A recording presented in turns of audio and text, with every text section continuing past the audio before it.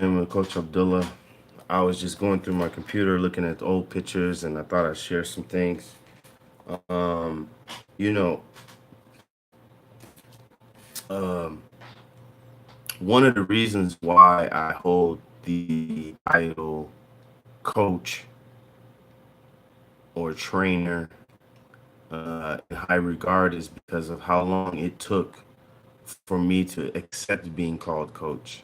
Guys that are really young and they're coaching people. I'm not saying that's wrong because maybe they've gone through whatever they need to go through to hold that title.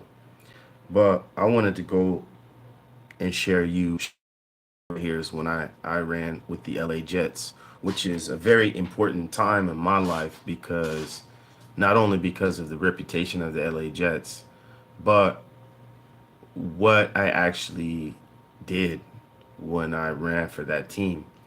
So basically, at the time I was living in LA and I wanted to get into some activity. So I started to run track. I ran for the LA Jets.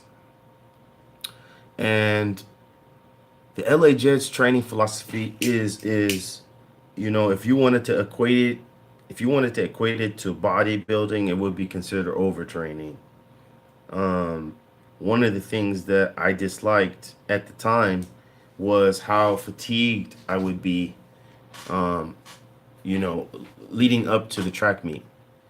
I would be leg worried, the night before because of the training was so hard. Um, at the time, I didn't like that, but I understand the philosophy now, and it has its place.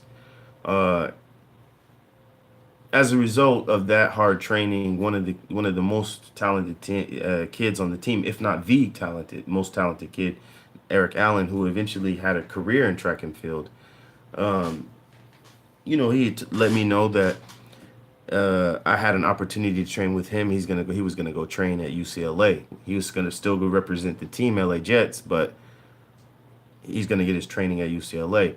His mother worked at UCLA, and she hooked it up to where we could train there. So we started training at UCLA. It was an amazing um, opportunity. Why? Because we were being coached by Bob Kersey and his assistant.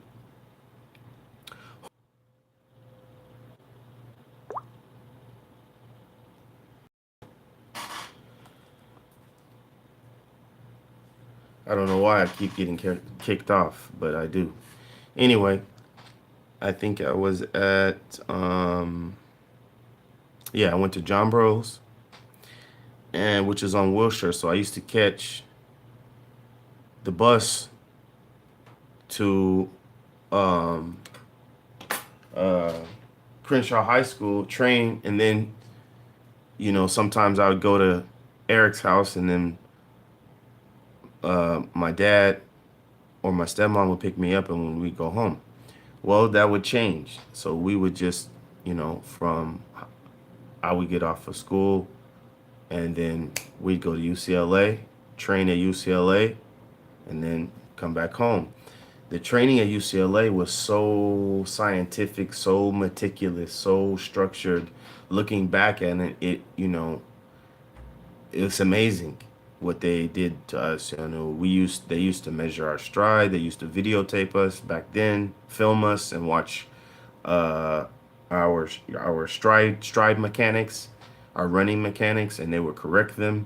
Um, it got to the point to where, based on our workouts, and our coach could basically, guesstimate the kind of times that we would run, and his mother would always videotape. So what would happen is we would run our race. If we met or exceeded our time prediction, he would just critique the race to see how we could do it better.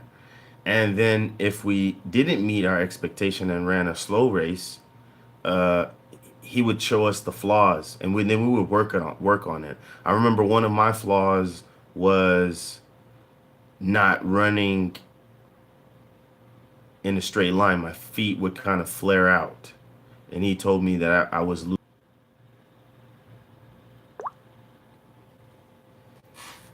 Here we go again. Keep getting kicked off. So my hip flexion wasn't driving my knee high enough to extend my stride. So we did all kinds of different fundamentals or weight training and different exercises to correct those things.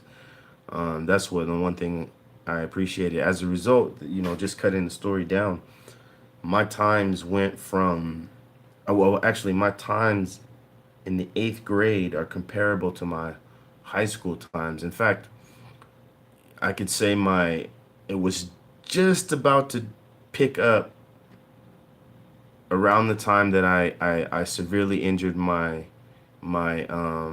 ankle at age 17. At the beginning of 17 was the beginning of my junior year in high school. My body started to respond to have that muscle memory that I of training that I was doing at UCLA.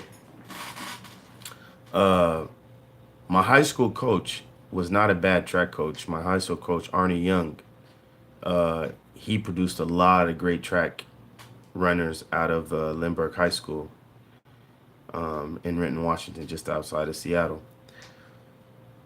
It's just different type of training. It wasn't to the high level. We didn't have that type of equipment. We didn't, but he was a very knowledgeable coach. He could get you in shape. He can enhance your speed. He could work on your start. He could, he had I would say for a high school coach, he had a lot of tools in his tool bag in terms of track and field, especially in sprinting and even in even though he didn't coach me in long jump, but also in jumping.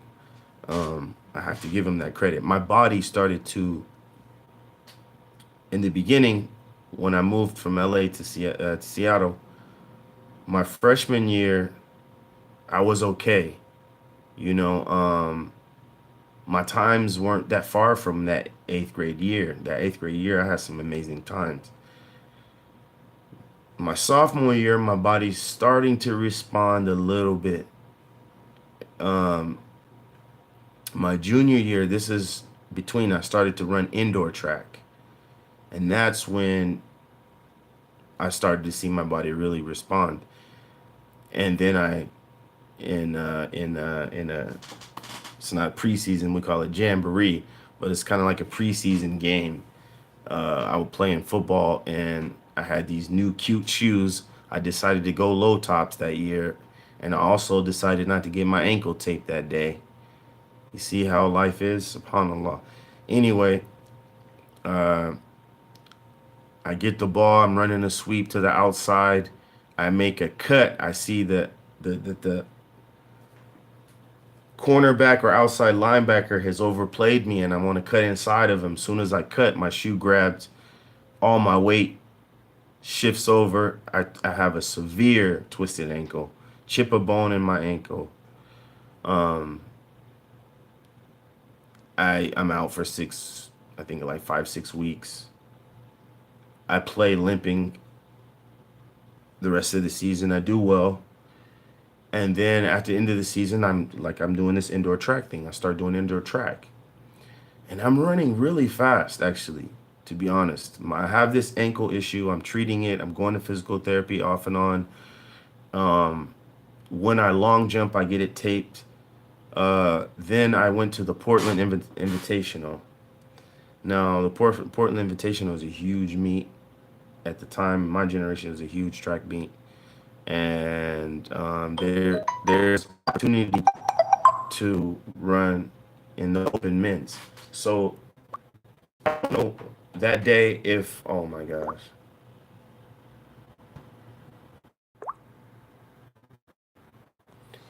Okay, so again, I don't know how many times it's gonna happen, but anyway, where was I at? Yeah, so there's opportunity for you to run in the open men's. I don't know if it was the 55 meters or the 60 meters. I don't remember. I think it's 60. It was 60. And race, boom, I win that. I ran the final race, I win that. Semifinal race, come in second or third. So I made and it was time final. So it's only the fastest 9 guys of the whole meet get to run in the final. And I made the final with a chipped bone in my ankle. And I think I placed like sixth or seventh in the open men's at the Portland Invitational. That's a major achievement. I ran against, some names at that meet. Um, in the long jump, I scratched every jump, but I had huge jumps. I had, I don't know if you've seen the long jump, but people people get excited. They get in the crowd. They start to clap before the long jumpers jump. So uh, I had 3 really big jumps, but that's when I knew that my ankle, there was something seriously wrong with it. And shortly after that, I had my ankle surgery. And looking back, I'd say that ankle surgery um, just kind of like locked me into a range of speed that my body, unless I got to some kind of professional, which I never did, um, you know, I just never got any faster. I got quicker, more agile, but just my open raw speed, I had limited range of motion as I do even to this day on that ankle, and I just never had the speed again. Um, so moving along, let's go to some football pictures. Let's go to some football pictures. Well, let's go to some track pictures. Um, okay, that's an older, that's a high school pic. I think this might have been based on the shoes. I think that's my senior year. Uh, yeah, this is my senior year. You can, I don't know how clear that is, but if you look at this picture, up until my senior year, I only weighed like 155 pounds.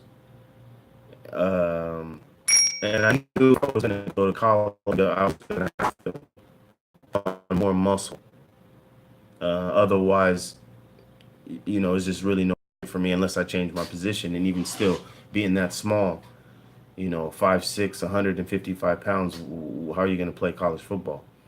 So you can see in this picture, especially around the chest area and the leg area, I got my body up to 170 pounds.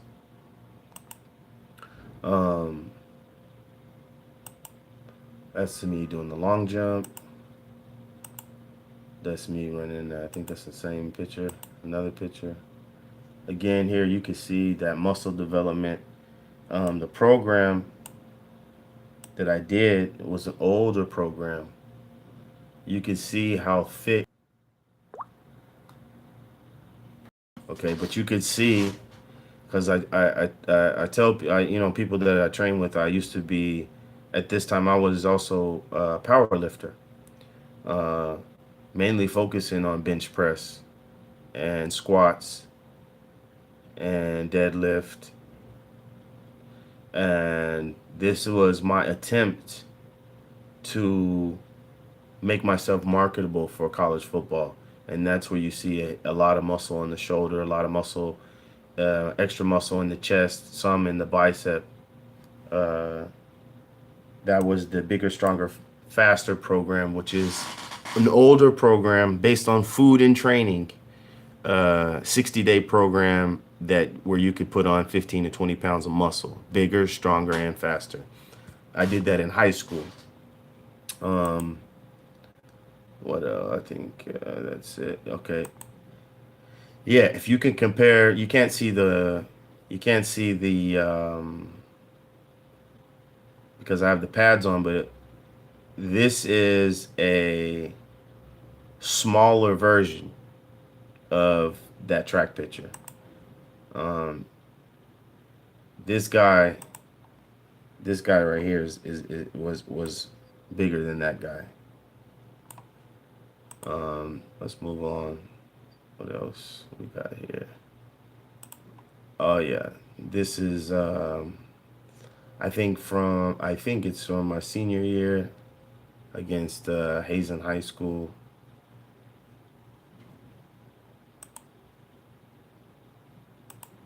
That's me. I remember that was on a punt.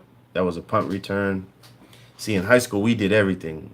I played offense. I played defense. I did special teams. I didn't come off the field, and so that's me trying to take this guy's head off who was returning the punt. Sorry for the glare. That's against, I think, Liberty High School. You got, three guys trying to take me down. That's against Tyee High School. If I'm not mistaken, that's an 80-yard run right there. I had a crazy game. I had like almost 200 yards in that game. And that's against Renton High School.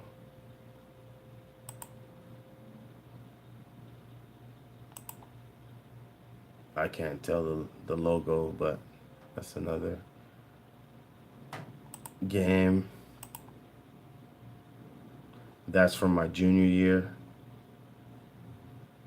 This is me playing on that bad ankle. You could just look at how small I look compared to that picture right there. And that's all just hard work. I had a lot of good guys to train with in high school. Andre Cope. I have no contact with him, but shout out to Andre Cope if you're still around and this video gets to you somehow. I love you and take care of yourself and God bless you. Another one was Seth Spencer. These two guys, we trained like madmen in high school. Really. We trained the stuff that me and Andre used to do in the weight room. Had we had social media, we would have probably been the most famous people on social media. Me and Andre in high school, the stuff we did were crazy. The stuff that me and Seth Spencer, the hill we used to run, the contractions we used to make. We used to go and find surgical tubing, and we would tie it around ourselves to make a bungee cord to have resistance. We did this in high school. So you see all these people training with resistance bands and stuff like that. We were doing that in high school. We were doing that. I graduated high school in 1991. We were doing that back then. Well, you see the guys, what they call overtraining, what some people say on YouTube is overtraining. We did that in high school. We did that. Crazy burnout sets, crazy number of reps. We were small. Me and Andre Cope were small guys. Andre Cope was another overachiever. Andre Cope was shorter than me. I have a videotape. I hope to get it out one day. To get it, I have a VHS tape I need to get digitized. If I get that, you will see Andre Cope at 5 foot. I think he's like 5'3", 5'4". He played cornerback and quarterback, and just watch him on the field at that size. You know, he ended up playing minor league pro baseball. Uh, yeah, man. I mean, I had a good group of guys in high school, and it wasn't just Andre and Seth Spencer. There was other people around. Andre Cope's brother, Gary Cope, he was with us. Their cousin, Mark Marcus, he trained with us sometimes. So I mean, we had a lot of, and the other guys in our gym, at our high school and our local gym. At our local gym was crazy because you would have sometimes some Seahawks there. So every time you see my face, that just means I got kicked off. So anyway, Yeah, you had pro and amateur, a lot of amateur bodybuilders there. You had a few power lifters there, all in one gym. And in my generation, there was no gym hopping. You know, you could see the same person for years. You could see a guy, you could grow up with the guy. You know what I mean? Um, so I remember people saw me when I was a freshman in high school, and then coming back and training at the same gym as a freshman in college. You know, we had all of those elements in one gym. So the environment is competitive. It's not like what I experienced in some of the gyms that I visited, where there's almost no athletes in there or former athletes in there. It's just, guys working out, and that's fine. That's fine. But the kind of gym environment that I grew up into, man, it was a lot of different important people in there. So when the gym is like that, you can't really, you don't have really too many show offs. People trying to show off and people trying to be weird and and stuff like that. You didn't have that because everybody's in there going hard. Everybody's in there, and I think that's what gave me an edge going into college. Uh, going into college football, and that'll show you this picture. That was my freshman year, I believe, or redshirt freshman year in college football. Now, when you get to college, the difference between high school and college is high school is so your brain is so immature that when you're playing a sport, you're playing a lot of times you're playing for the wrong reason. You're playing to be popular, they're playing to be whatever reason. But when you get to college, everybody's a star from wherever they came from. If you go to, I would say D1, D1 double A, some D2 schools, and some JUCOs. By the time you get to that level of football, the jokes are over. The games are done. It's over with. Everybody is superhuman by that time, or close. You got some fakers in there, but people are special by then. I mean, they're really special. That's the first thing that yeah, the game is so fast, so fast. Um, and I think that's why the coaches have, you're there on a scholarship. Some people walk on, they don't get a scholarship, they just try out on the team. I was fortunate to get a scholarship. I worked my butt off to get a scholarship. I knew that my opportunities in life were the alternatives of not going to college were the military, which I didn't want to join the military. I didn't want to fight no wars. Um, and I didn't plan to learn a trade. So, in my limited thinking, it was college or the streets. And I didn't want to go to the streets. So, I worked my butt off. I was, like I said, my junior year. I remember when I went, put it like this, when I went to a football camp, I won MVP running back at that football camp. But I weighed in at 155 pounds. 155 pounds. And when my coach saw that, he said, "Look, if you want to play college football, you're going to have to gain more weight. And you're going to have to maintain your speed or go fast or get fast and get faster." And that's when I put it upon myself uh, that I had to do it. So you're talking about it's frustrating. I did I did sprint training as well as powerlifting, and man, at the end of the day, I got up to, I think by the my senior year, my track the state track meet, the state championships. For the 100 meters, I think I weighed myself before that race, and I was probably like 171 pounds. And I got third in the final. I ran terrible. That time, I mean, it's still online too, from 1991. But that time was terrible. But at that particular year, it still earned third in state. Um, oh man, I'm gonna end this. This thing keeps on popping me off, man. But anyway, I thank you guys for listening. I was just going down memory lane. I got more stuff I'm gonna show you guys. I got more pictures, news articles, just to show the youth what it takes to get there. You can learn from my mistakes. You can learn from my story.